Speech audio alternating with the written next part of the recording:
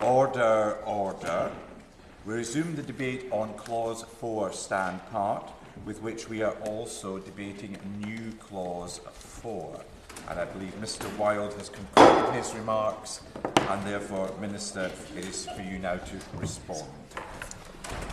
Thank you very much, Mr Chair, for calling me to respond to the Minister's remarks, and it's a pleasure to see you in chairing this committee.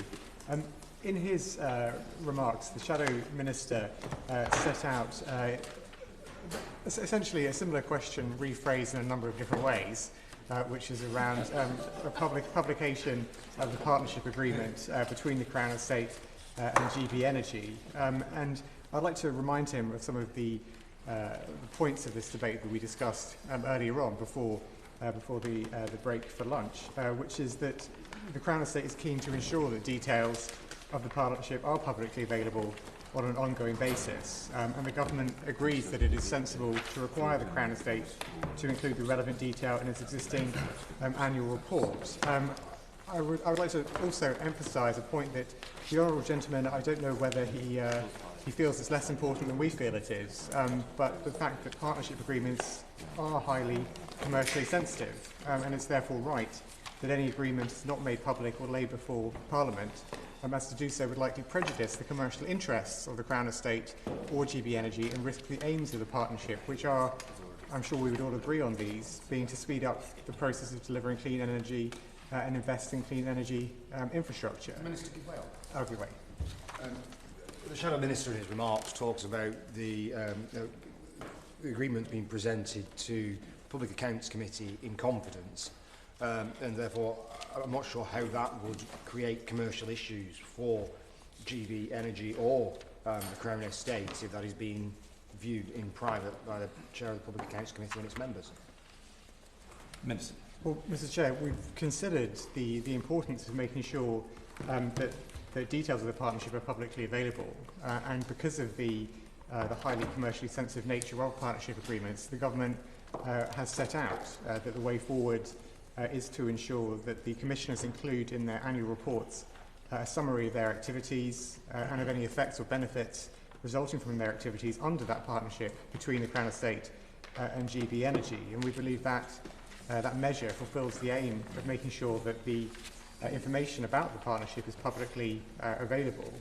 Because, Mr Chair, the work of GB Energy and the Crown Estate is very important for achieving some of the government's goals, because they will work together to speed up the process of developing clean energy projects, coordinating planning, grid connections, leasing to de-risk and speed up projects of private developers to build. And this will unlock private investment, speed up the deployment of clean energy infrastructure, boost energy independence, save costs for families, create jobs and tackle the climate crisis. And I would hope that the opposition will support some of those goals, although it was drawn to my attention that the Shadow Minister in fact campaigned against national grid infrastructure last year in his constituency. He teamed up with Liz Truss to campaign against it. It was the Shadow Minister and Liz Truss. Do we think I'm going to get sued now for having referenced this? But I don't know, the opposition minister may like to express his regret at having campaigned against national grid infrastructure, which is obviously so important for the energy transition. Perhaps that's why this debate has touched a particular nerve on the opposition front bench, but that's for him to say, not for me to speculate about. But Mr Chair, what I don't have to speculate about, and I can say with great certainty, is that the Great British Energy and Crown Estate Partnership is very important for this government, and the measures in Clause 4 ensure that we make sure the relevant information is publicly available, and they therefore commend Clause 4 to this committee. The question is that Clause 4 stand part of the bill. As many as are of that opinion say aye. Aye. Of the contrary, no. I think the ayes have it. The ayes have it. The decision on new Clause 4 will come later in the proceedings. We now come to Clause 5 stand part. The question is that Clause 5 stand part of the bill. Minister. Thank you, Mr Chair. Clause 5 of the bill would require the Crown Commissioners to assess the environmental impact and animal welfare standards of salmon farms on the Crown Estate on an ongoing basis. Where that assessment determines that a salmon farm is causing environmental damage or has significant animal welfare issues, the Crown Estate would be required to revoke the relevant licence. The Commissioners would also be required to make the same assessment of any applications for new licences for salmon farms, and where the Commissioners determine that an application may cause environmental damage or raises significant animal welfare concerns, the Crown Estate must refuse the application. Now, during the Bill's passage in the other place, peers felt it necessary to amend the Bill to add this clause that we're now debating.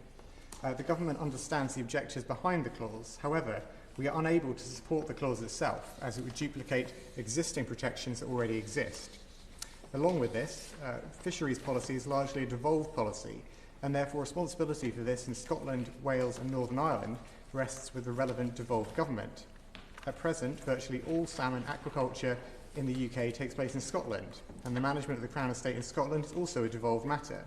And so for these reasons, this clause would, in practice, have almost no impact on farmed salmon in the UK.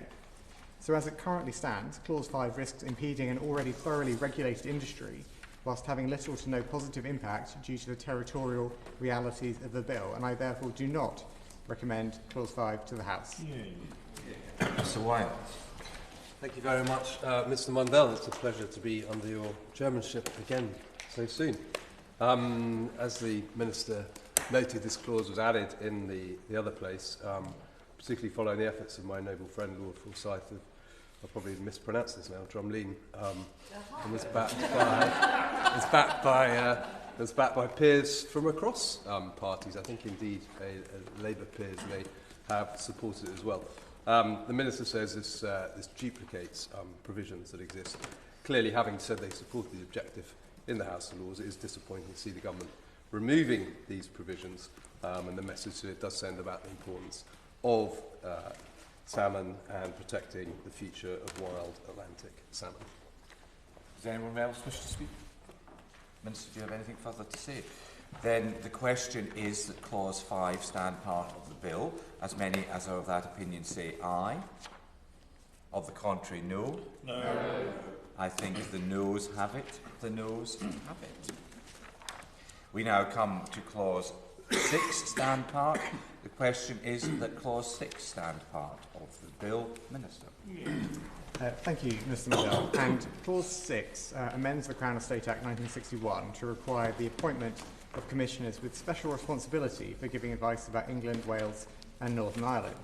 This responsibility would be in addition to the other responsibilities of a commissioner, and for the appointments relating to Wales and Northern Ireland, no recommendation may be made to His Majesty for those appointments unless the Welsh ministers and the Executive Office in Northern Ireland have been consulted. The legislative changes brought about by Clause 6 ensure that the Board of Commissioners for the Crown Estate continue working in the best interests of Wales and Northern Ireland, alongside their existing duties as commissioners.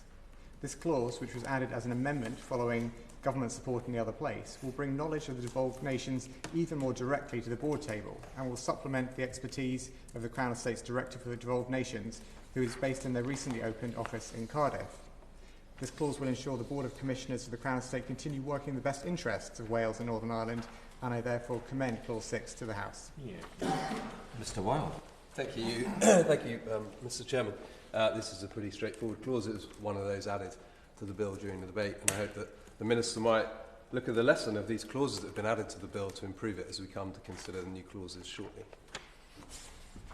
Minister, do you wish to say anything further? No. Well, the question then is that Clause 6 stand part of the bill. As many as of that opinion say aye. Aye. Of the contrary, no. I think the ayes have it. The ayes have it.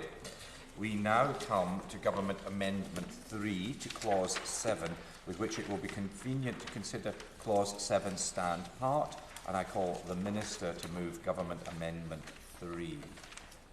Thank you, Mr. Mundell. These are very straightforward matters to debate.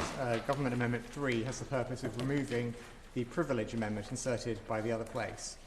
Clause 7 sets out the bill's extent, commencement period and short title in the usual manner for such legislation, and I therefore commend Government Amendment 3 and Clause 7 to the committee. Government Amendment 3 to Clause 7 as on the amendment paper. The question is that the amendment be made. Mr. Wilde. Thank you very much, Mr. Mundell. It's good to get the exercise. There's not really much to add to this very straightforward clause and amendment, other than to say I think the fact that the commencement date brings the legislation into force automatically within 2 months is something that could usefully be applied to other legislation in the last Parliament. There's quite a lot of private members' bills and other legislation that was passed that has not been commenced. I could expand at length on that, Mr. Mundell, but you'd rightly say it's not in scope, but car parking regulations, for example, have not been brought into the Code of Practice, not been brought into effect. So having a clear date in legislation that this will happen as long as the bill passes is a good thing to do. Minister to formally move the amendment. Amendment 3 proposed to clause 7 as on the amendment paper. The question is that the amendment be made. As many as are of that opinion say aye. Aye. Of the contrary, no. I think the ayes have it. The ayes have it. We now come to the question that clause 7 as amended, which we've just debated, stand part of the bill. The question is that clause 7 as amended stand part of the bill. As many as are of that opinion say aye. Aye. Of the contrary, no. I think the ayes have it. The ayes have it. We now come to new clause 2, with which it will be convenient to consider new clause 3, and I call the Minister to move new clause 2. Thank you very much, Mr. Mundell. And new clause 2 relates to the seabed, which is obviously an important asset held by the Crown estate. And specifically, this clause will prevent the Crown estate from selling the seabed without obtaining consent from the Treasury. Now, during the bill's time in the other place, there was significant interest in the ability of the Crown estate to dispose of unique national assets such as the seabed. It will be no surprise to the committee that the law on the ownership of the seabed is incredibly complex, and as such, the Financial Secretary of the Treasury committed to explore the matter further, and if required, to bring forward a legislative provision to restrict the Crown Estate's ability to sell the seabed. I'm pleased to say that this clause delivers on that commitment made by the Financial Secretary by putting special protections in place for the seabed. It does this by requiring the Crown Estate Commissioners to obtain consent from the Treasury before they permanently dispose of any part of, or the Crown Estate's interests in, or rights and privileges in relation to the territorial seabed. Would the Minister give way? I will give way. I thank the Minister for giving way. Could he give some examples of when this might be the case that the Crown Estate would consider selling the territorial seabed? Minister. Well, I thank my honourable friend for her intervention, and I will get on in just a moment to some of the scenarios that might cover. Because what this new clause does is it makes sure that the Crown Estate's Commissioners must obtain consent from the Treasury before they permanently dispose of any part of or the Crown Estate's interest in or rights and privileges in relation to the territorial seabed. And to be clear, this does not mean the Crown Estate could never be permitted to dispose of a seabed. So to answer my honourable friend's question, it may be, for example, that national or local interests would be best served by such a sale, including, for example, the sale to another part of the public sector to enable local infrastructure development. But any such sale could, under these measures, only take place with the agreement of ministers, and it is right that they are decision makers on such sales. I should also make clear that this clause would not fetter the Crown Estate's existing right to agree licences or leases in relation to the seabed, which by definition do not represent a permanent disposal of the asset. The ability to agree long-term licences and leases for the use of the seabed will continue to be an important feature for the Crown Estate to attract significant investment needed for offshore clean energy developments. Now, the Honourable Member's new Clause 3 seeks to limit the ability of the Crown Estate to dispose of assets without Treasury approval. Specifically, the amendment would require the Crown Estate to seek consent for disposal of assets totalling 10% or more of its total assets in a single year, and for the Treasury to lay a report before Parliament within 28 days of being notified of disposals above this threshold. The Government's view is that imposing a limit on disposals would undermine the flexibility needed to enable the Crown Estate to operate commercially and meet its core duties under the Act. There may be instances where it makes commercial sense to dispose of high-value assets, particularly when the Crown Estate takes a long-term view of the business and its strategy. Now, I recognise this amendment would not prohibit disposals above the specified limit, but would require the Crown Estate to obtain Treasury approval. However, as I've already set out for the committee, the Crown Estate is an independent commercial business. It is not this Government's intention to materially alter the independence of the Crown Estate in such a way that the Treasury is required to approve its business decisions. However, I do understand there may be concerns in respect to the Crown Estate's ability to fundamentally change the nature of the estate, to which I would like to reassure the Honourable Member that the core duty of the Crown Estate, to maintain an estate in land and enhance and maintain the value of that estate, is unchanged by this bill. I hope this provides an appropriate assurance to the Honourable Member and that they feel able to withdraw new Clause 3. Mr Chair, the Government is thankful for the constructive engagement from the Opposition on the matter of disposals that has led to special protections being put in place for the seabed, and I therefore commend new Clause 2 to the Committee. Territorial seabed. The question is that new clause 2 be read a second time. Mr Wilde. Thank you very much, Mr Mundell. As well as talking to Government new Clause 2, I will also speak to new Clause 3, tabled in my name. And as we heard from the Minister, the new Clause 2 would require the Crown Estate Commissioners to obtain consent from the Treasury before they permanently dispose of any of the Crown Estate's interests or rights or privileges in relation to the territorial seabed. And it was because of the extensive debate in the other place about the sale of certain assets, particularly the seabed, that the Government has brought forward this measure. We welcome the constructive approach that ministers have taken.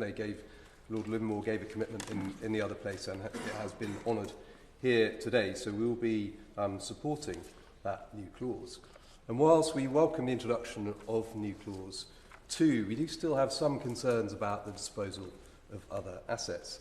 The new clause 3, in my name, would require the Crown Estate Commissioners to seek HMT approval for the disposal of assets totalling 10% or more of the Crown Estate's total assets. It would also require the Chancellor to lay a report before Parliament within 28 days of being notified by the Commissioners.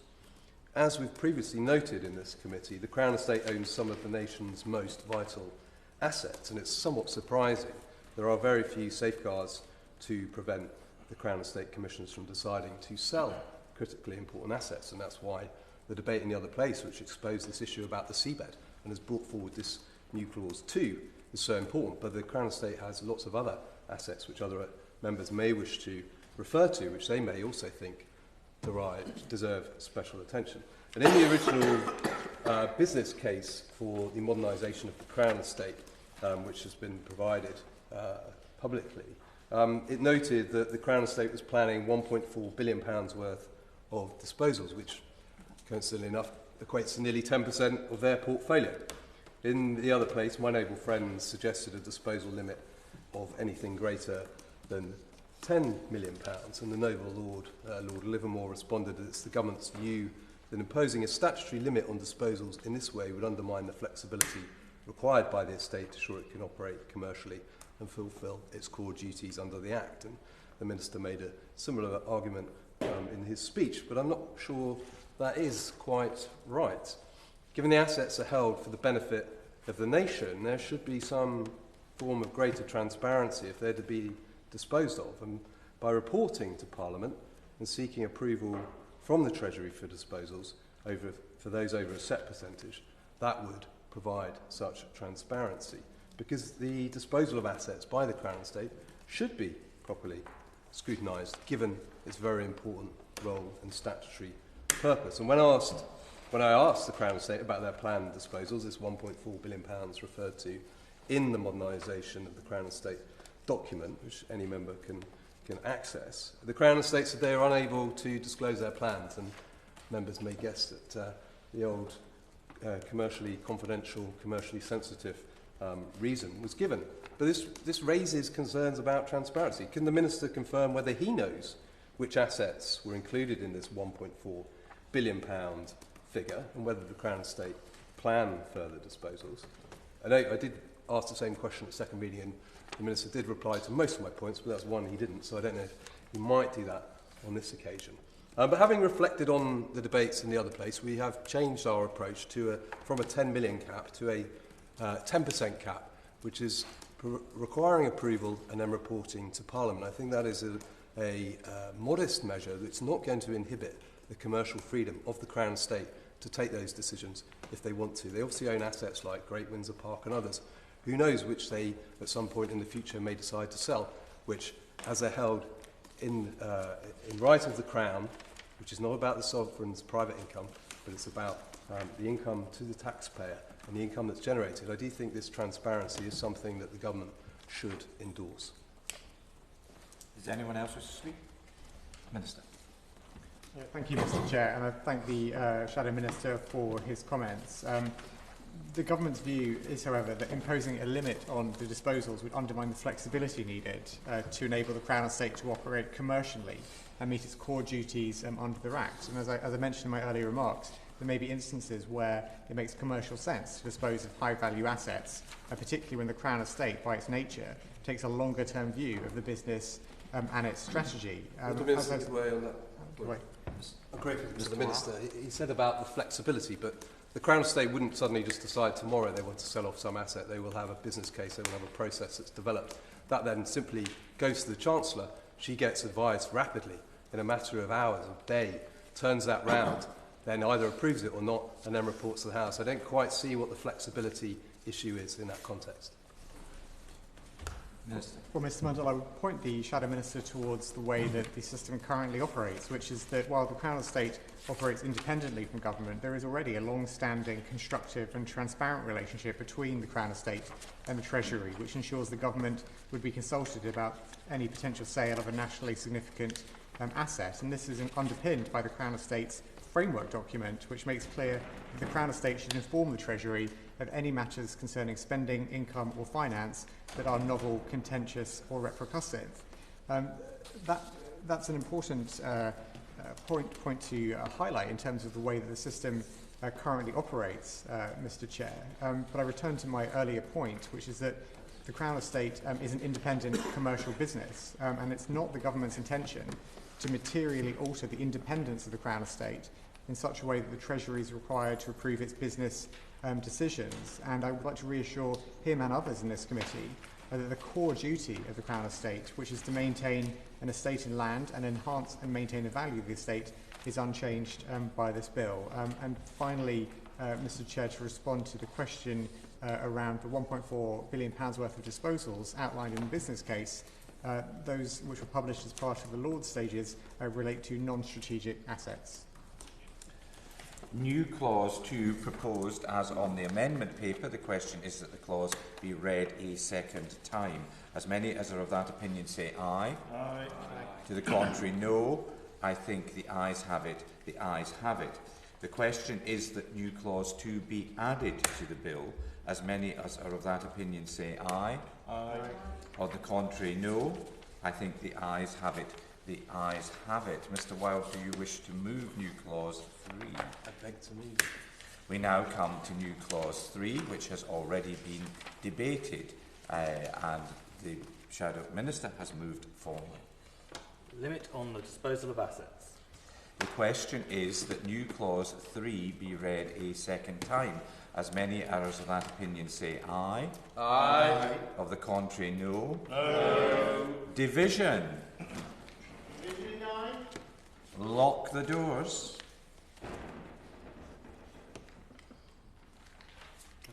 You happy to go? Luke Charters. No. Zoe Franklin. Pippa Halings. Abstain. Lincoln Jopp. Aye. Jane Kirkham. No. Noah Law. No. Guinness Meddy. Heron Moon. No. James Murray. No. Melanie On. No. Dave Robinson. No. Andrew Snowden. Aye. Alistair Stratton. No. Christian Wakeford. No. James Wilde. Aye.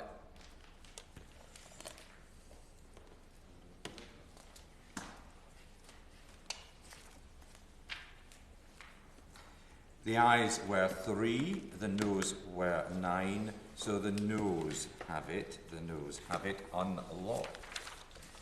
Mr. Wilde, do you wish to move a new clause 4? I beg to move. We have then come to new clause 4, which the Shadow Minister has formally moved. Partnership Agreement, the Crown Estate and Great British Energy. The question is that new clause 4 be read a second time. As many as are of that opinion say aye. Aye. Of the contrary, no. No. Division. Division 9. Lock the doors. Ready? Mr Luke Charters. No. Pippa Halings. Abstain. Lincoln Jock. Aye. Jane Kirkham. No. Noah Law. No. Hiernos Mendy. Aye. Heron Moon. No. James Murray. No. Melanie On. No. Steve Race. Dave Robertson. No. Andrew Snowden. Aye. Alistair Strathern. No. Christian Wakeford. No. James Wilde. Aye.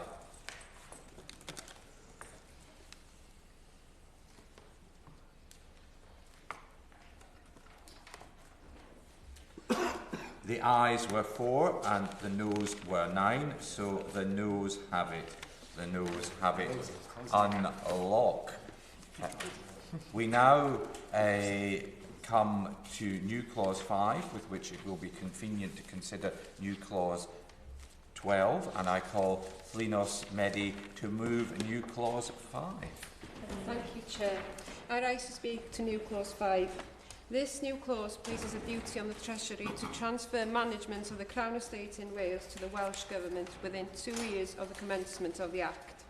This would correct the glaring imbalance in the constitutional settlement of the UK, where Wales is unable to direct and benefit from its own natural resources the way that Scotland can. There is an overwhelming majority in favour of devolving the Welsh Crown Estate. It has been called for by the Independent Commission on the Constitutional Future of Wales, the National Infrastructure Commission for Wales and the Labour Welsh Government. I sadly note that the Welsh Government has failed to submit any written evidence in favour of the devolution to this committee.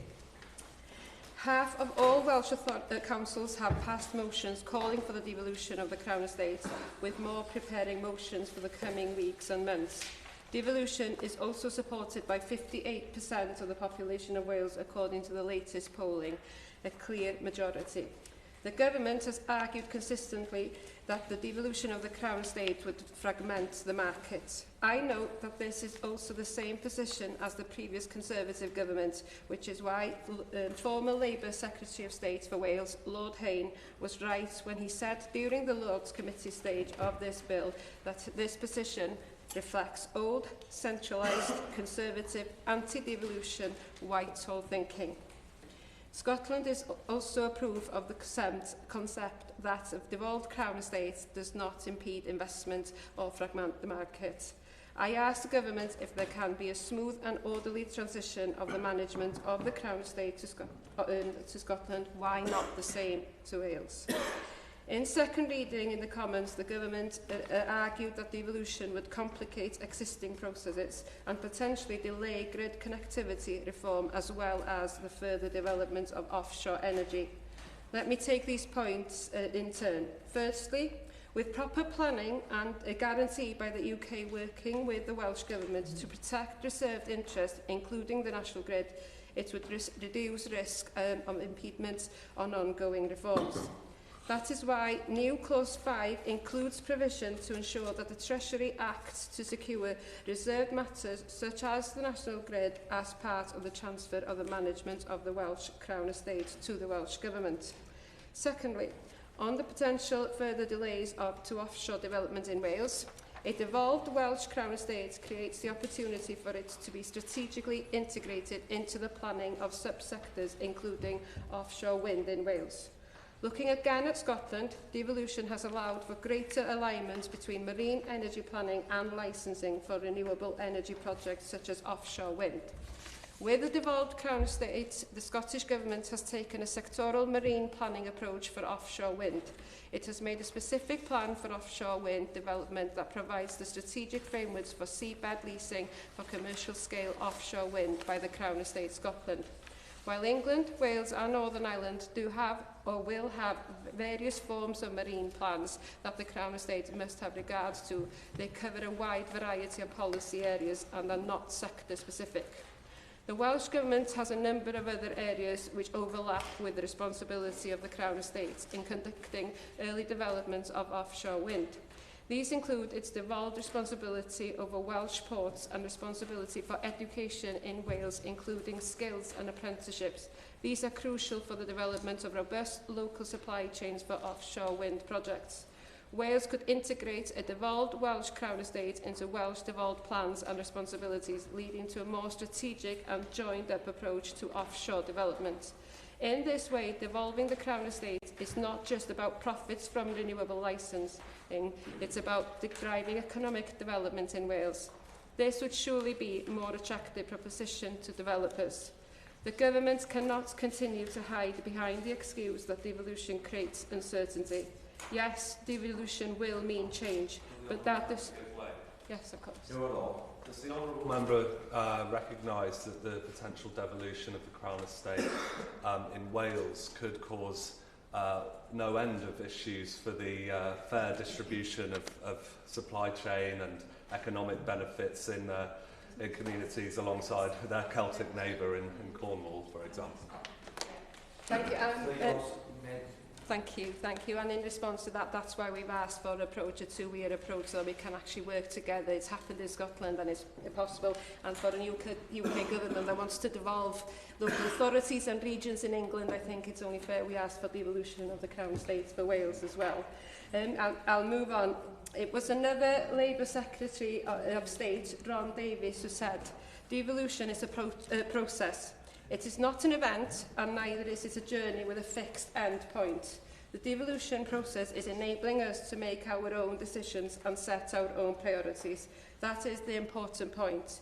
I urge this Labour government to heed to the words and support my amendment to devolve the Crown Estate to Wales. Management of the Crown Estate in Wales. The question is that new clause 5 be read a second time. Pippa Haley. Thank you, Chair. And I speak both to new clause 5 and to our own amendment, which calls for new clause 12, which again calls for the devolution of the Crown Estate to Wales.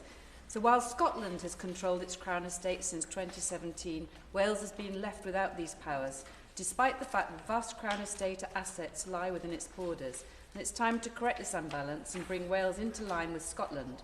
Devolving control of the Crown Estate would not only recognise Wales' status as an equal nation, but it will also deliver substantial economic benefits to communities across Wales. Under the current system, profits from the Crown Estate flow directly to the UK government. The issue with the friend has just partially explained. Something like the Celtic Sea, where the Crown Estate has great interest, and there is interest in floating offshore wind, lies between Wales and Cornwall and the southwest. So where would the line be drawn? It would open up a huge number of complexities that would be very, very difficult to solve. I thank my friend, and as I think it's been said, that nobody's saying that this is easy, but it is possible, and it has happened with Scotland. And so we've had many members who have talked to us about, given that we've got territorial devolution and powers over the land, why not the seabed as well? And there are ways of managing this. So complexity shouldn't get in the way of ensuring that we've got fairness in terms of the distribution of economic benefits. And that funding is desperately needed, particularly given the historic underfunding of Wales on issues like infrastructure. And the success of devolution in Scotland speaks for itself. And since 2017, when Scotland gained control of the Crown Estate, it's generated over £103 million for public finances. So we could think what could happen for Wales if they were able to retain the profits generated by the Crown Estate within their borders. Wales is expected to generate at least £1 billion from offshore wind energy leases in the coming years alone. Keeping some of this money within Wales could add £50 million per year to the Welsh Government's budget, funds which could be directly reinvested into public services and local communities. But it's not just about the financial gain. Again, as my honourable friend has said, devolving the Crown Estate would open up opportunities for greater investment in renewable energy projects, something particularly important for the coastal communities. And the coastal communities have long suffered from the decline of traditional industries. So when they see direct benefits from renewable projects, they're far more likely to support them. And this would create jobs, opportunities and sustainable development, delivering long-term economic stability, especially for those coastal regions of Wales that need it most. The devolution of the Crown Estate has widespread support across Wales, from the Liberal Democrats both in this place, the Welsh Parliament, to Plaid Cymru and a majority of local authorities in Wales, and even the Welsh Labour Government. There is clear and overwhelming backing. In addition, opinion polls consistently show that the majority of the Welsh public are in favour of seeing the estate devolved. It's clear that people of Wales want to see this change. We want to work together, and I urge the government to support this new clause and allow Wales to benefit from the powers and financial resources it so rightly deserves. Thank you, Chair. Mr. Wilde. Thank you very much. Mr Randall, I won't detain the committee for very long. The Honourable Member for Innismore referred to the previous Conservative government's position, and our position here today hasn't changed. I do think it would introduce an element of risk and splitting out assets and revenue streams, and we've heard about the particulars of the Celtic Sea, so I don't think this is the right amendment at this time. Does anyone else wish to speak? Minister. Thank you very much, Mr Mandel, and I thank the Honourable Member for Innismore who's tabled new clause 5, which, as she explained, would require within 2 years of the day on which this Act is commenced, the Treasury must have completed a transfer of the responsibility of the management of the Crown Estate in Wales to the Welsh Government. It notes the Treasury may by regulation make provision about the transfer relating to reserved matters as necessary, and the Treasury must make provision to ensure that the employment of any person in Crown employment is not adversely affected by the transfer of responsibility. I also thank the Honourable Member for South Cambridgeshire, who has tabled new clause 12, which would require the Treasury to set out a scheme to transfer all the existing Welsh functions of the Crown State Commissioners to the Welsh Ministers, or a person nominated by Welsh Ministers. These Welsh functions would consist of the property, rights or interest in land in Wales, and rights in relation to the Welsh zone. Mr Chair, the Government believes there is a greater benefit for the people of Wales and for the wider United Kingdom in retaining the Crown Estate's current form. Both of these new clauses would most likely require the creation of a new entity to take on the management of the Crown Estate in Wales. This, by definition, would not benefit from the Crown Estate's current substantial capability, capital and systems abilities. This would further fragment the UK energy market by adding an additional entity, and as a consequence, it would risk damaging international investor confidence in UK renewables and disrupting the National Energy System Operators' grid connectivity reform, which is taking a whole system approach to the planning of generation and network infrastructure. That reform aims to create a more efficient system and reduce the waiting times for generation projects to connect to a grid. The cumulative impact of these effects, I will give way. Just for clarification, so does that plan not include Scotland, who have already been devolved? Minister. Well, I thank the Honourable Member for her intervention, but we must consider the proposal before us in terms of the situation we face now, rather than considering decisions that have been made in relation to another nation in the past. And we are considering the challenges but opportunities that are there in terms of generating renewable energy in connection with assets closer to Wales or to England, and we are advocating and the government believes that having a united approach on this through retaining the Crown Estate's current form is the best way to improve lives for people in Wales and across the rest of the UK. Because, Mr Chair, as I was saying when the Honourable Member intervened, the reforms aim to create that we are implementing, aim to create a more efficient system and reduce the waiting time for generation projects to connect to the grid. And I'm sure the Honourable Member would not want to see those waiting times increase because the cumulative impact of all of these changes, which she and the other Honourable Member are suggesting in their amendments to their new clauses, would be to significantly delay the pathway to net zero. And furthermore, Mr Mandel, the Crown Estate's marine investments are currently made on a portfolio-wide basis across England and Wales, and so to devolve to Wales would disrupt these existing investments, since they would need to be restructured to accommodate a Welsh-specific entity. To devolve the Crown Estate at this time would risk jeopardising the existing pipeline of offshore wind development in the Celtic Sea planned into the 2030s. The Crown Estate's offshore wind leasing round 5 is spread across the English and Welsh administrative boundaries in the Celtic Sea. It was launched in February last year and is expected to contribute 4.5 gigawatts of total energy capacity, or enough to power 4 million homes. In addition to energy, the extensive jobs and supply chain requirements of Round 5 will also likely deliver significant benefits for Wales and the wider UK. Lumen, which is an advisory firm to the Crown Estate, has estimated that manufacturing, transporting and assembling the wind farms could potentially create around 5,300 jobs and create a £1.4 billion boost to the UK economy. Mr Chair, devolution would also delay UK-wide grid connectivity reform. The Crown Estate is using its data and expertise as managers of the seabed to feed into the National Energy System Operator's new Strategic Spatial Energy Plan. For Wales, the Crown Estate is working in partnership with the Energy System Operator to ensure that its current pipeline of Welsh projects, the biggest of which is the Round 5 offshore wind opportunity in the Celtic Sea, can benefit from this coordinated approach to grid connectivity up front. Introducing a new entity which would have control of assets only within Wales into this complex operating environment where partnerships have already been formed would not make commercial sense. Furthermore, the Crown Estate's assets and interests in Wales, as compared to its assets in England, are of a fundamentally smaller magnitude, which would very likely not be commercially viable if the costs were unsupported by the wider Crown Estate portfolio. The Crown Estate in its present form has the ability to take a longer-term approach to investments and spread the costs of these investments across its entire portfolio. A self-contained single entity in Wales would not have the same ability, nor would it benefit from the expertise the Crown Estate has developed over decades in delivering offshore wind at scale. A devolved entity would be starting from scratch, midway through a multi-million-pound commercial tendering process, at a time when the Crown Estate is undertaking critical investment in the UK's path toward net zero.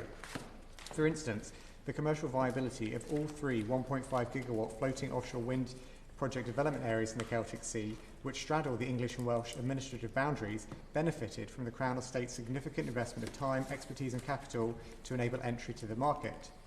UK floating offshore wind, which is an emerging offshore technology that the Crown Estate is supporting, will be particularly vulnerable to such market disruption. It is also important to underline, Mr Mundell, that income generated by the whole Crown Estate currently benefits the people of Wales. As I've already noted, the Crown Estate pays its entire net profits into the UK Consolidated Fund each year. This means much of those revenues already support public services in Wales, either through supporting UK government spending in reserved areas or through the funding provided through the operation of the Barnett Formula and the Welsh Government's block grant funding. Just on that particular point, a lot of the concern that's an anxiety that's been raised so far, I think stems from or would the Minister agree that it stems from this idea that that there are huge opportunities for revenue generation from the Crown Estate into the Treasury that literally pass through deprived rural coastal communities and go to the Treasury. And I wonder whether the Minister can comment on how a place like Cornwall, that is not yet subject to a Barnett formula, is going to be benefiting from all of those resources that are coming through something like the Celtic Sea. Well, I thank my honourable friend for his intervention. He's absolutely right that by approaching projects like that in the Celtic Sea, which crosses English and Welsh administrative boundaries, collectively it can increase the return for the UK Consolidated Fund, which benefits people in Cornwall, in Wales, in other parts of the UK, and it makes sure that we get the best return for investment through the Crown Estate's activities. Our concern with the proposition put forward by opposition members is that it would actually undermine that generation of revenue for all of our public services, as well as disrupt the emerging market in offshore floating wind at a critical time when what investors need is stability, certainty, confidence to invest in the growing sector, not organisational change which might undermine the investments they're seeking to make. And in fact, to pick up my honourable friend's point, if Wales were to benefit only from the income generated in Wales, then it would likely be that there would be zero or negligible benefits for several decades to come. Because Welsh assets are relatively new and it will take time to mature, likely in the order of 10 to 15 years. The Crown Estate has shown itself to be a trusted and successful organisation with a proven track record in both effective management and profit generation, which are valuable outcomes that we need to be careful not to undermine.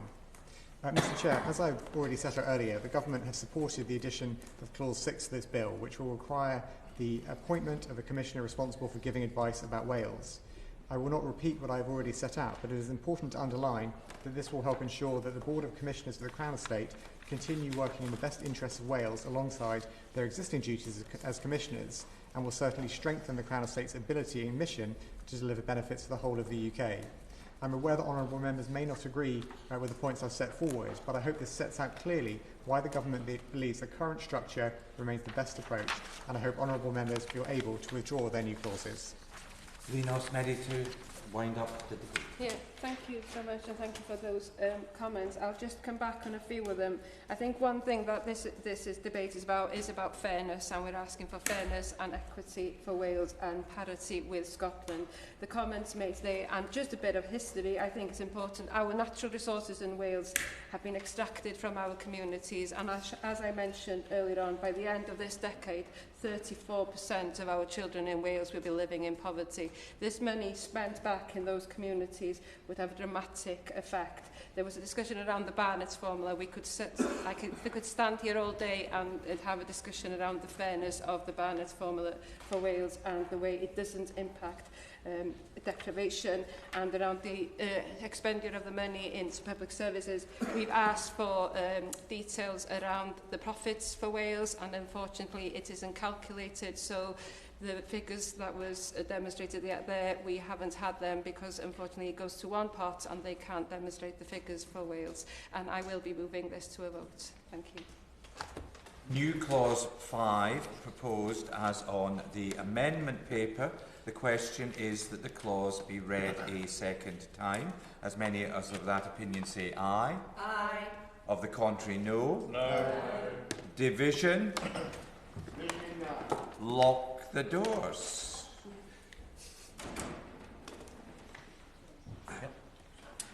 Luke Charters. No.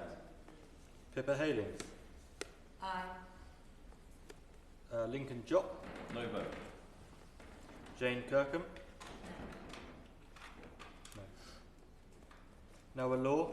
No. Hina Smeddy. Aye. Perrin Moon. No. James Murray. No. Melanie On. No. Dave Robertson. Andrew Snowden. No vote. Alistair Stratton. No. Christian Wakeford. No. James Wilde. No vote.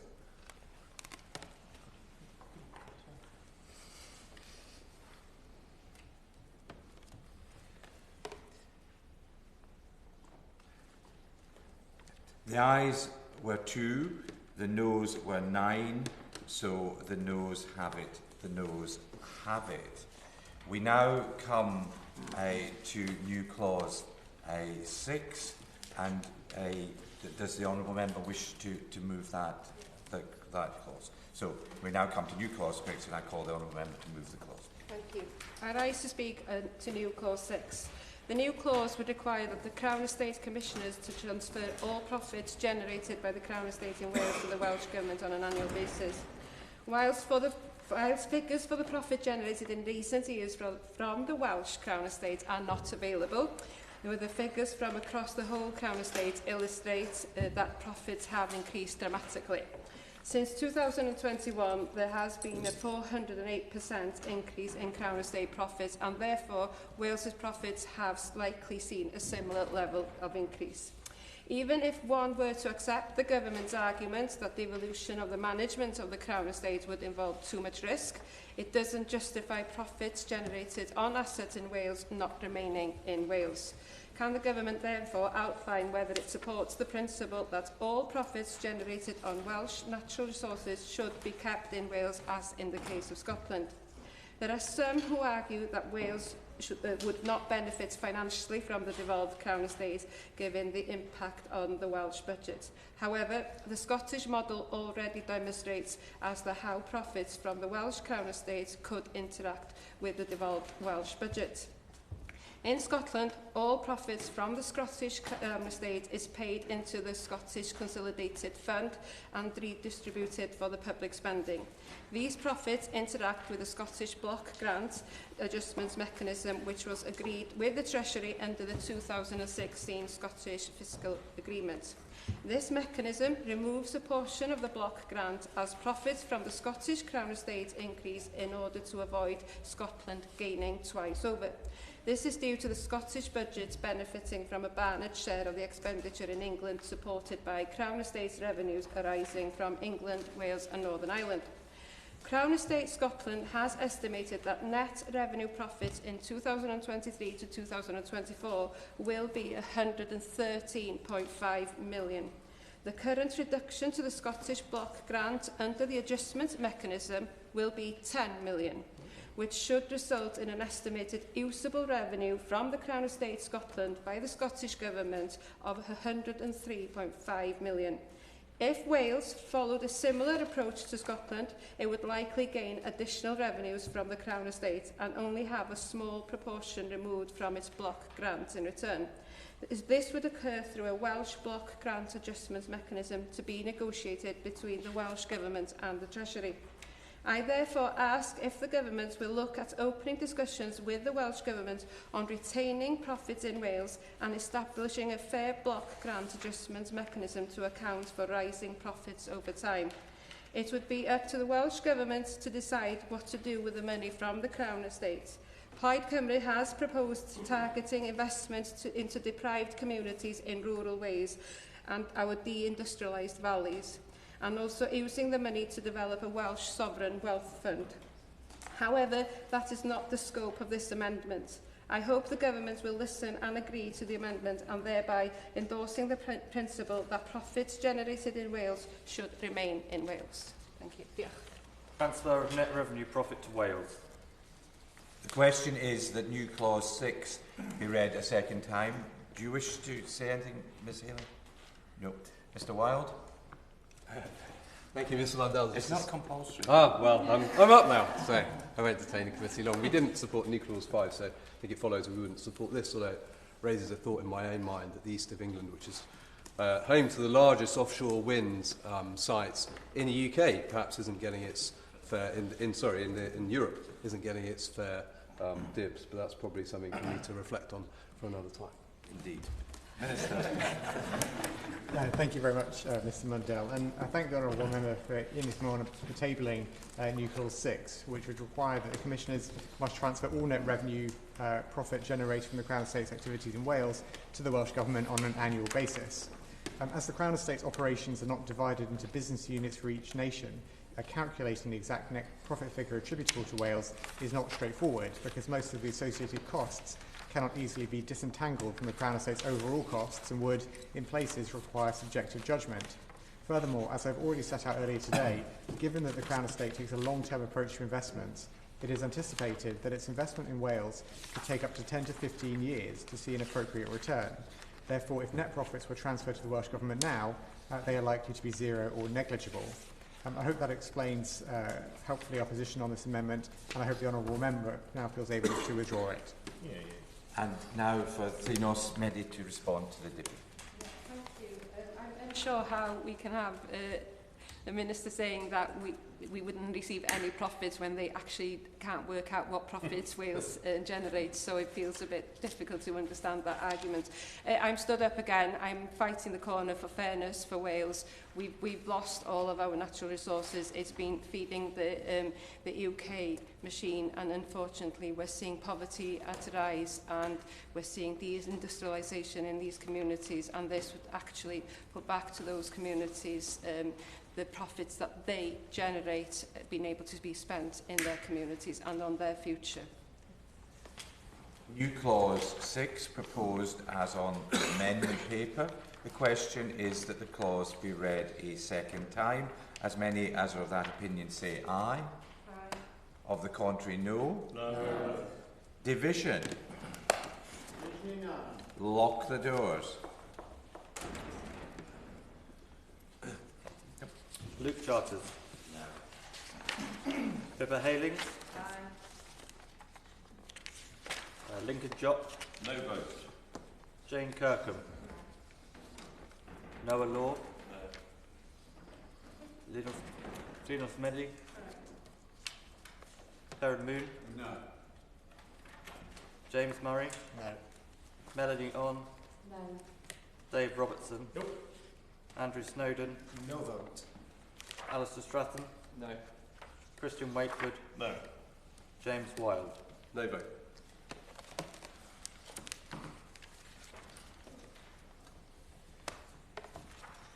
The ayes were 2, the noes were 9, so the noes have it. The noes have it on lock. We now come to new clause 7, with which it will be convenient to debate new clauses 8 and 9. And I cause Linos Medi to move a new clause 7. Thank you, Chair. Can I speak to new clause 7? I note that since 2021, the net revenue, profits and asset value data for Wales has not been published by the Crown Estates. The Crown Estates say the reason for this is that while in the past we have produced illustrative figures for Wales, we have since shifted our focus to a more holistic approach to assessing value and increasing our investments, and we realise that such figures are not a fair reflection of value. The previous Wales numbers we published have not included a cost allocation. In an answer from September 2024 to my written question asking about the merits of producing regular disaggregated asset and revenue data for Wales, the government said, to achieve efficiency in its operations, the Crown Estate runs many of its functions at a whole on enterprise level. As a result, separate financial statements for Wales would not reflect the fact that expenditure is incurred for the benefit of the whole portfolio, and it is not possible to disaggregate the net revenue profits attributable to Wales. I also note that the government accepted an amendment to the bill in the House of Lords to include national commissioners for England, Wales and Northern Ireland on the board of the Crown Estate. The amendment also grants Welsh ministers and the Executive Office in Northern Ireland the right to be consulted about the Welsh and Northern Irish appointments.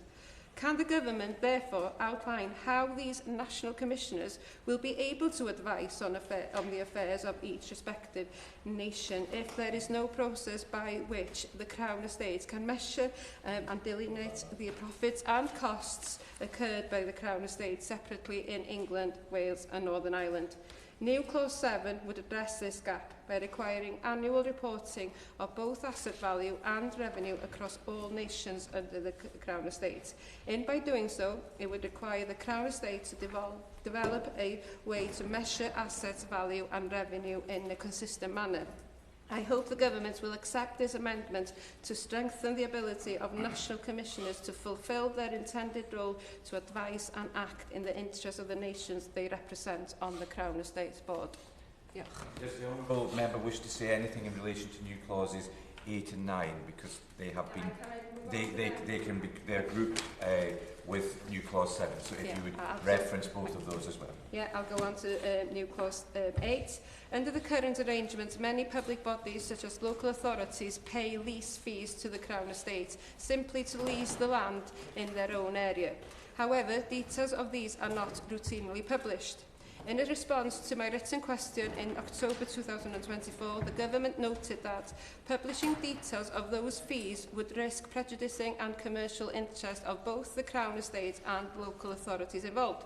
However, local authorities are able and willing to provide this information through a Freedom of Information request. These FOIs have revealed that in 2023, local authorities in Wales paid fees amounted to well over £300,000 a year.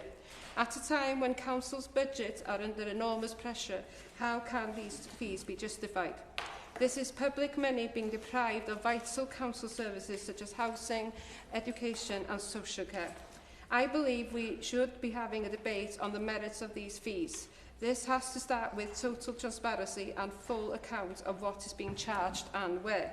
That is why I've tabled new clause 8, which requires the Crown Estate to publish in its annual accounts a list of all lease agreements it has with public bodies in Wales, England and Northern Ireland, including each lease's name and valuation.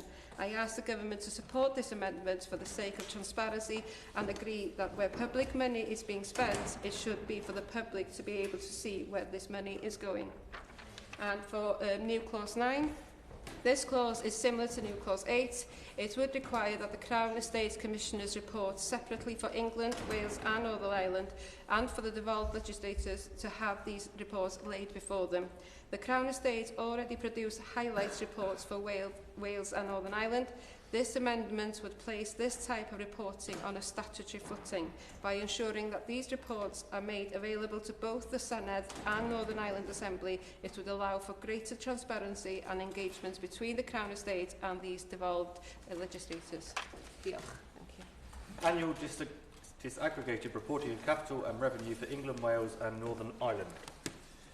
The question is that new clause 7 be read a second time. Minister, if no one else wishes to speak. Thank you very much, Mr Mandel, and I will begin by turning to new clause 7, tabled by the Honourable Member for Ynys-Môn. This amendment would require the Crown Estate to disaggregate reporting in their accounts to show capital and revenue figures for the activities of the Crown Estate in England, Wales and Northern Ireland. Now, at present, the Crown Estate operations are not divided into business units by nation. Therefore, it would not be straightforward to disaggregate reporting in this way. It would be a complex task requiring a series of highly subjective judgments to be taken. Whilst it is possible to identify gross revenues from each nation, reporting these without any representation of costs associated would be entirely misleading. However, the Crown Estate do publish broader information relating to its activities in England, Wales and Northern Ireland as part of its annual report and accounts, and therefore the Government's view is that it remains appropriate for the Crown Estate to continue its reporting on a whole business basis. I hope that explanation is helpful and encourages the Honourable Member to withdraw this new clause. Turning to new clause 8, which seeks to require the Crown Estate to publish a list of all individual lease agreements with public bodies in England, Wales and Northern Ireland, including the name and value of each agreement. As I set out in earlier debates, Mr Chair, the Crown Estate is an independent organisation that competes in the commercial markets for profit. Whilst I understand the sentiment behind this amendment is one of transparency, it would not be appropriate to require the Crown Estate to make public specific details related to all lease agreements with public bodies, including agreement values, as this by definition would include commercially sensitive information. The publication of commercially sensitive information could disadvantage the Crown Estate and its lessees, undermining competitive positions and potentially affecting negotiations with future tenants. This would be an additional requirement on the Crown Estate and is not one that its competitors face. And let me remind the committee that the intention of this bill is to modernise the Crown Estate to ensure it can compete more effectively, thereby generating maximum returns for the public purse. For this reason, it is important that this bill does not confer additional obligations on the Crown Estate, which could undermine its ability to compete in the market. And I hope the Honourable Member would agree with that and feel able to withdraw this new clause. Turning now to new clause 9. This new clause would require the publication of separate reports for each of the nations the Crown Estate operates within on the performance of their functions. These would then be laid before Parliament and the devolved assemblies respectively. At present, the Crown Estate operates as an independent and unified commercial entity, engaging in a variety of business activities across Wales, England and Northern Ireland. To achieve efficiency in its operations, the Crown Estate runs many of its functions at a whole enterprise level. As the Crown Estate's operations are not divided into business units by nation, attempting to disaggregate performance in each nation is a complex task. The division of the Crown Estate's performance by nation would inevitably require a high degree of subjective judgment that would likely be misleading. It is therefore the Government's view that it remains appropriate that the Crown Estate continues to report on a whole business basis, supplementing their annual report with a Wales review, which highlights their activities in Wales. I hope on that basis the Honourable Member feels able to withdraw their amendment. Can I call Free Lawson ready to wind up the debate on the 3 clause? Thank you. This is a leadership discussion. This is the leadership we're asking the government to show in giving Wales the fairness it deserves. We're asking here for clarity around public money, and I'm a bit concerned that there should be a commercial sensitive discussion around public money, which is already who's meant to be transparent, and we're able to get through the freedom of information. So it should be an easy way to collate that information, and so that the people of Wales and across the United Kingdom are able to see how their public authorities, their local authorities are spending their money on Crown Estates and where that is spent afterwards. In addition to that, I am unclear at the role of the commissioners, because the information that we're asking for in these amendments would strengthen the role of the commissioners and give the commissioners that ability to be able to fulfil their role for the benefit of those regions that they are there to be voicing their concerns. So I will also be calling on a vote on this. Thank you. Thank you. So new clause 7 proposed as on the amendment paper. The question is that the clause be read a second time. As many as are of that opinion say aye. Of the contrary, no. No. Division. Division no. Lock the doors.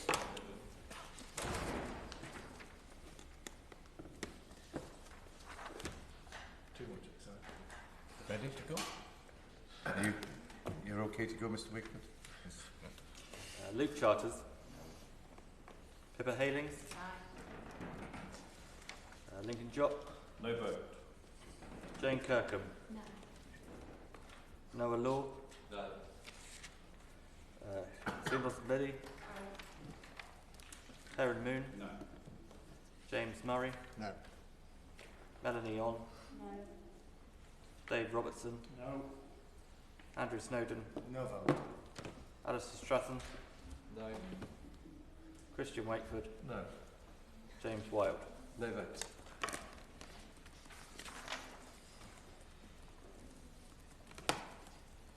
The ayes were 2, the noes were 9, so the noes have it.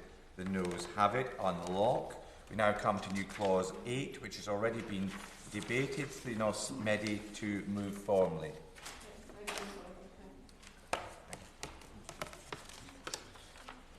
Transfer of net revenue profit to Wales. The question is that new clause 8 be read a second time. As many as are of that opinion say aye. Of the contrary, no. No. No. Division, lock the doors. Luke Charters. Pippa Halings. Lincoln Jopp. No vote. Jane Kirkham. Noah Law. No. Finos Medi. Bella and Moon. No. James Murray. No. Melanie On. Steve Grace not here. Dave Robertson. Andrew Snowden. No vote. Alistair Stratton. No. Christian Wakeford. No. James Wild. No vote.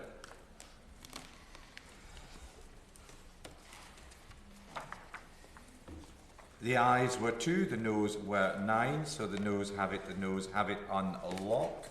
We now come to new clause 9, which has already been debated.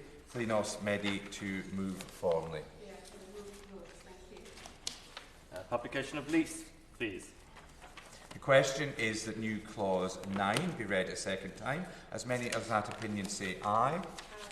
Of the contrary, no. No. Division, lock the doors. Luke Charters. No. Pippa Halings. Lincoln Jopp. No vote. Jane Kirkham. Noah Law. No. Fiona Smeddy. Farron Moon. No. James Murray. No. Melanie On. Dave Robertson. Andrew Snowden. No vote. Alistair Stratton. No. Christian Wakeford. No. James Wild. No votes.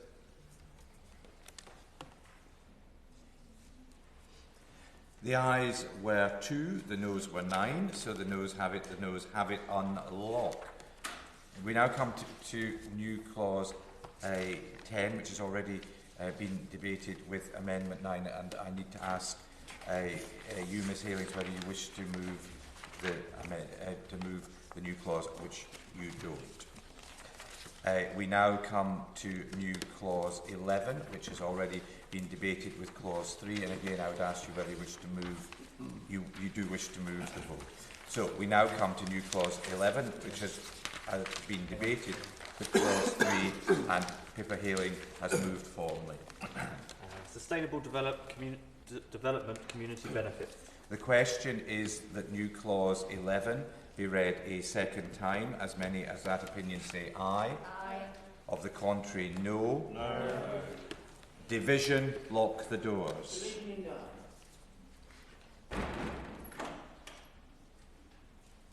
Luke Charters.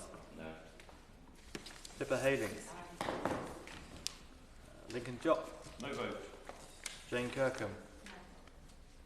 Noah Law. Finos Medi. Farron Moon. No. James Murray. No. Melanie On. Dave Robertson. Andrew Snowden. No vote. Alistair Stratton. No. Christian Wakeford. No. James Wilde. No vote.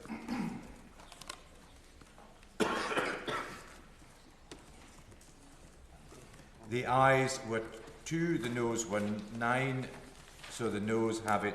The noes have it unlocked. My decision is that clause 12 is sufficiently similar to a new clause 5 as not to justify a separate vote. So we will move to the remaining procedures, and that is the report of the bill. A point of order.